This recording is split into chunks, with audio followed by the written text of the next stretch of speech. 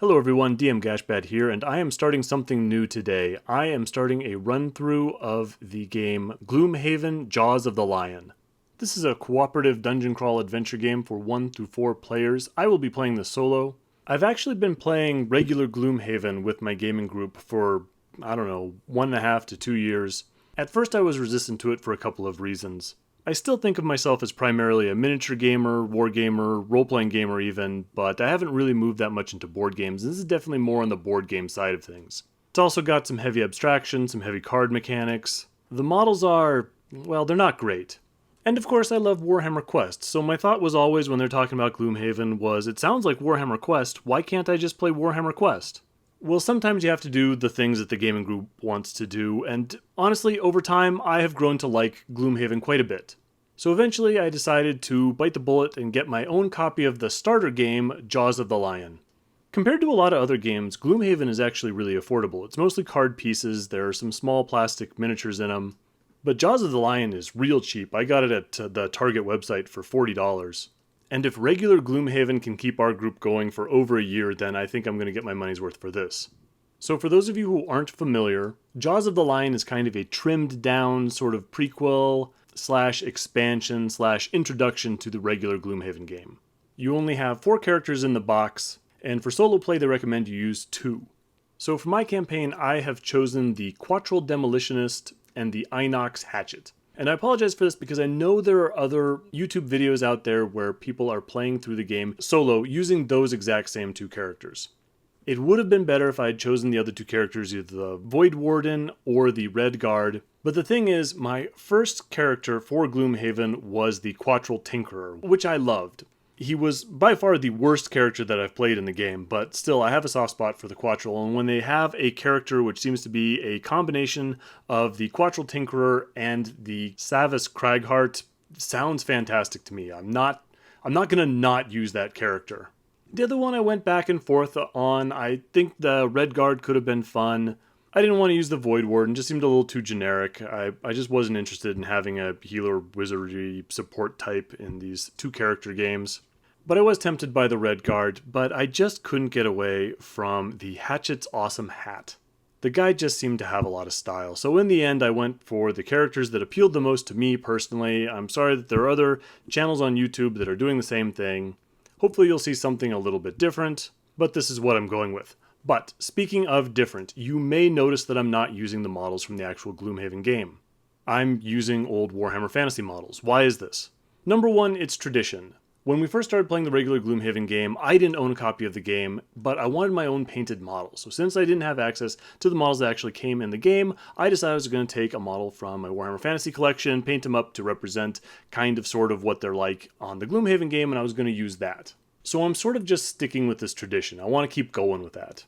Plus, I always like when I paint a project to be able to use it in more than just one game. I want to be able to use it in, say, Wartime or Warhammer Quest or Warhammer Fantasy or something like that.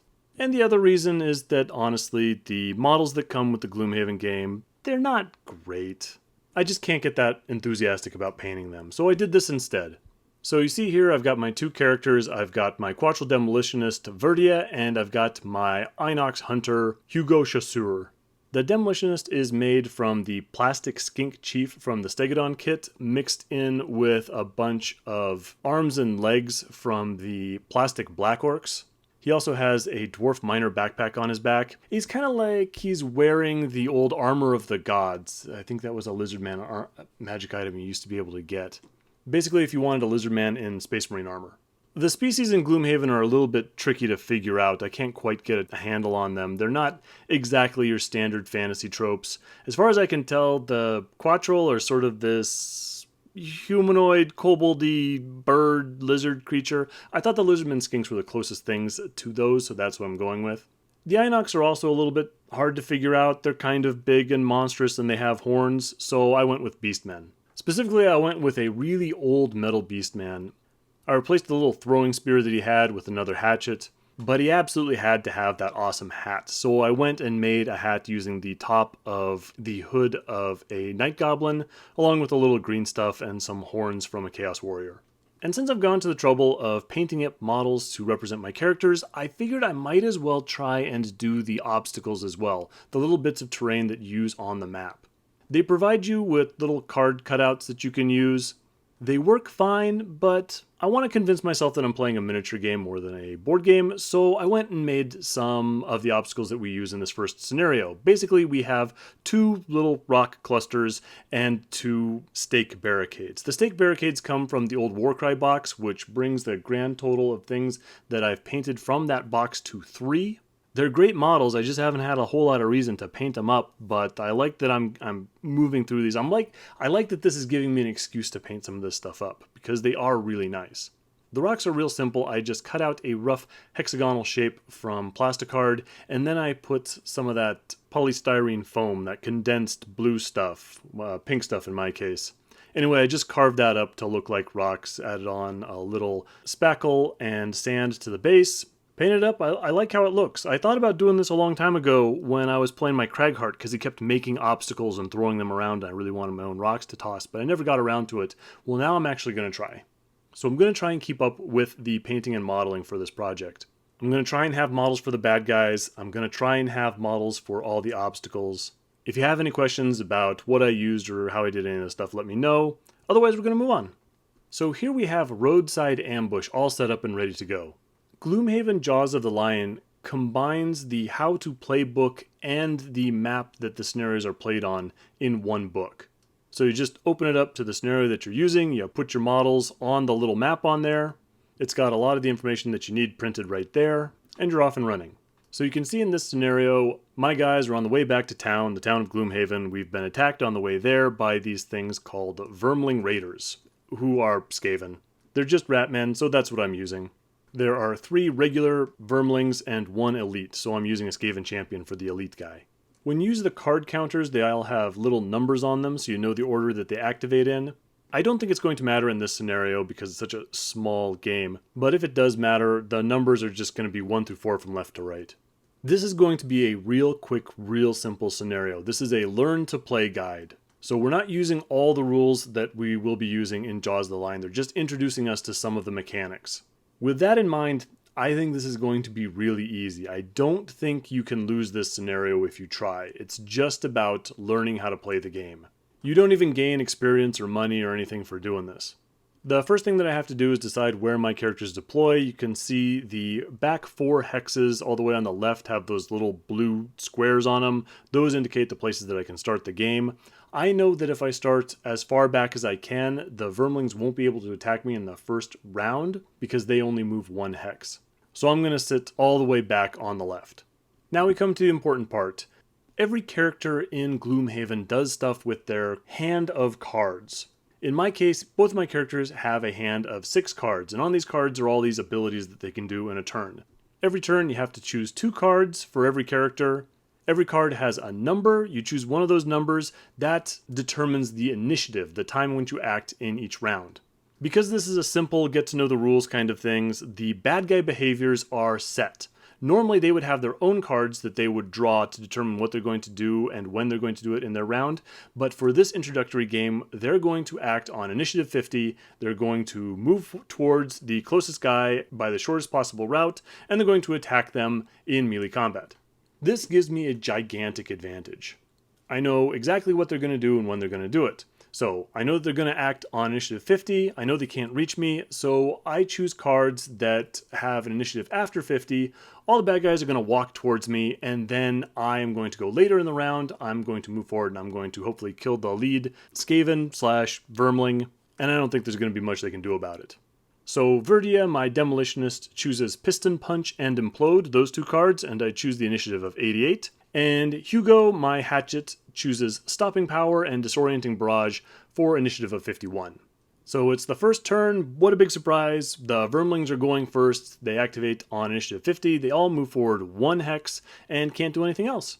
Next up is Hugo Chasseur at initiative 51. Each card that he has 2 actions, a top action and a bottom action. When I get to act, I choose a top action from one card and a bottom action from the other. So it gives you some flexibility in what you can do. Generally speaking, the top action is attack and the bottom action is a movement, but it depends on card from card. Anyway, I use the top action of Stopping Power, which is a ranged attack. So I chuck one of my axes at the lead Vermling, and we don't roll dice in this game, we have this little attack modifier deck. The attack modifier deck has a bunch of cards that are either +1, -1, +2, -2, miss, or a crit, which is double damage. So Stopping Power is a Strength 3, or Attack 3, Range 3 attack. I draw an attack modifier card, I get a -1, that drops my Strength 3 attack to a Strength 2 attack, so I cause 2 damage to the front Vermling. I then use the bottom action from my other card, Disorienting Barrage. It allows me to move 2 hexes, which I do, and then the card should have had me cause 1 damage to an adjacent enemy, which I forget to do. He should have taken 1 point of damage, I forget, it's not going to matter. Next up is Verdia the Demolitionist. Verdia uses the bottom half of the Implode card to move forward 2 hexes. I only move forward 1, that's okay. If I wanted to, I could also destroy a nearby obstacle, but I actually want to keep these around, so I'm not going to do that part. It's funny, sure, but it's not necessary. And then I use the top half of Piston Punch to punch the Vermling, so that's going to be an attack 3. My attack modifier card is a -1, so that goes down to an attack 2. I cause 2 points of damage. These Vermlings have a health of 5. If I had remembered that Disorienting Barrage point of damage, I would have killed this guy, but I didn't, so instead I just bonked this guy on the nose. He's almost dead, but I'm going to finish him off next round.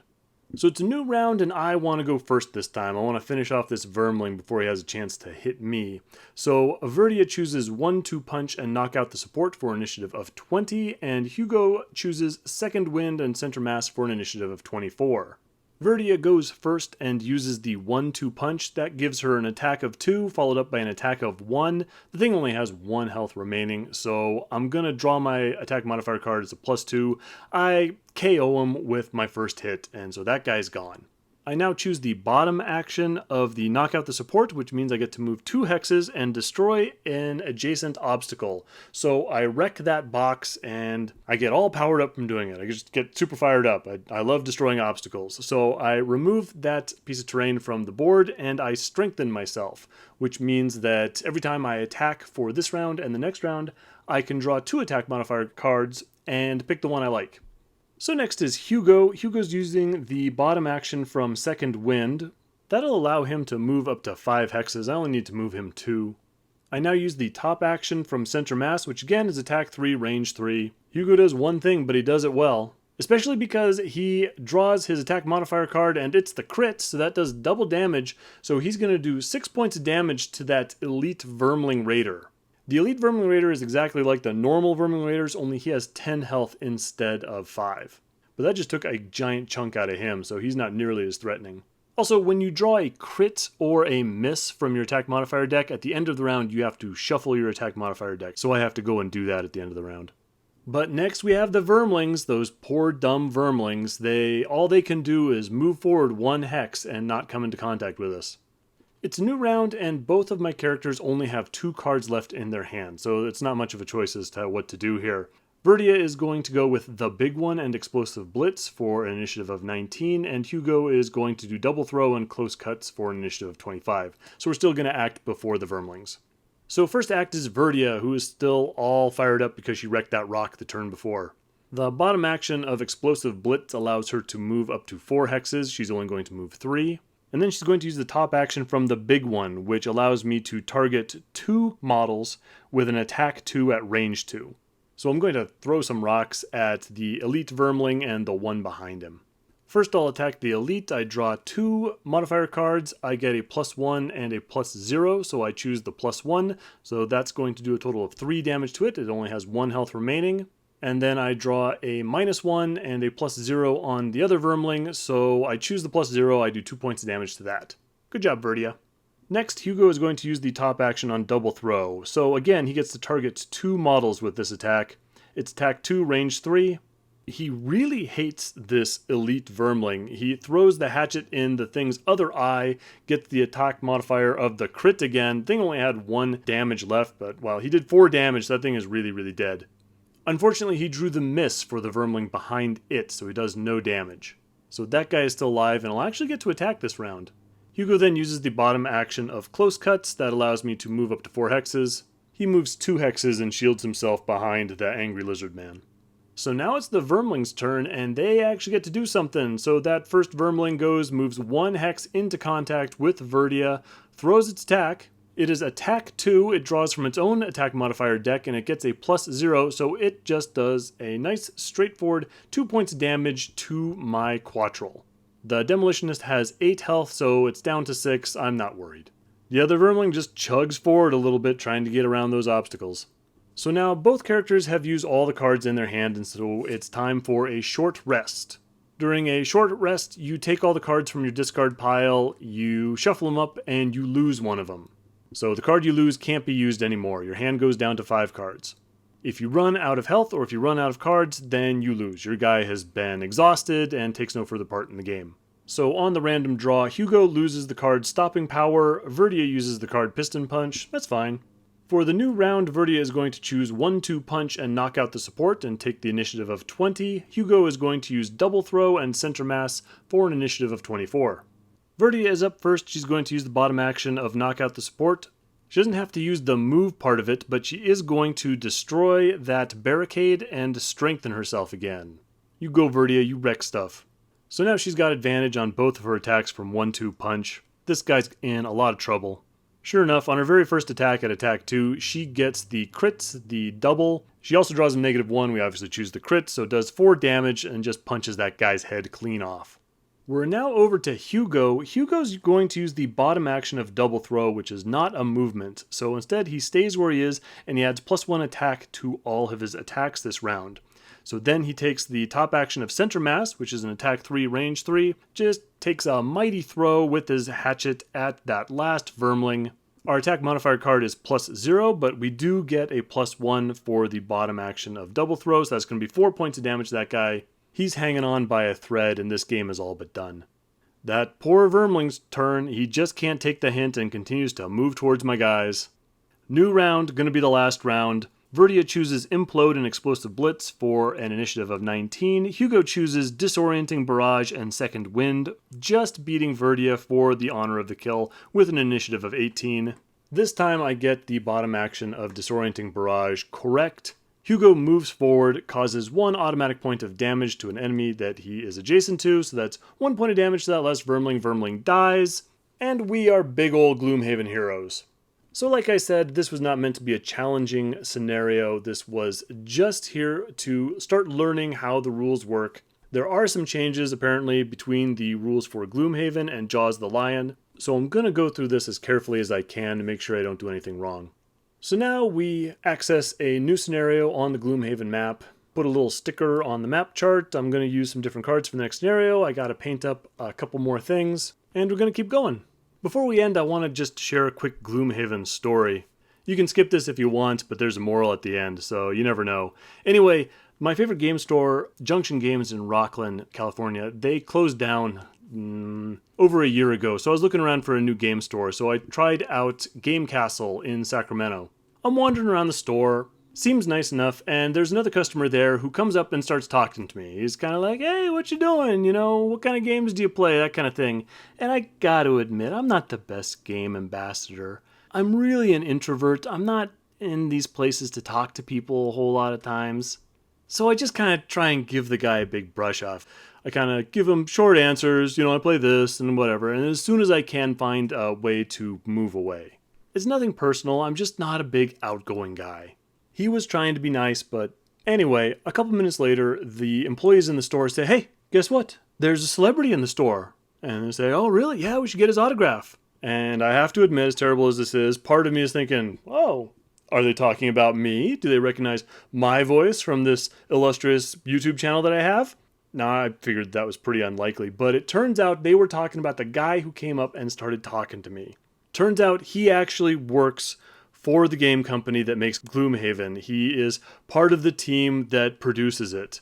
I forget exactly what his job is. I don't think he's the lead designer. I don't want to say what I think just in case I get it wrong, but the point is, man, now I gotta go up to this guy. Now all of a sudden I found that he works for this game company, so now I come up and say, oh, really? Now I want to talk to you. And he was very nice. He was very engaging, wanted to know what I thought about the Gloomhaven game. I had played it just the night before.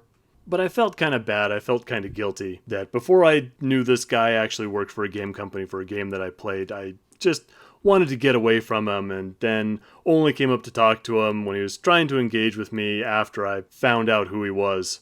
So the moral of the story is, be nicer in game stores. Respond when people try and talk to you.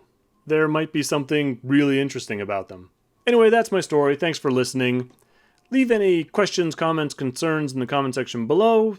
Eventually we'll be back with Scenario 2, and I will see you on the next one.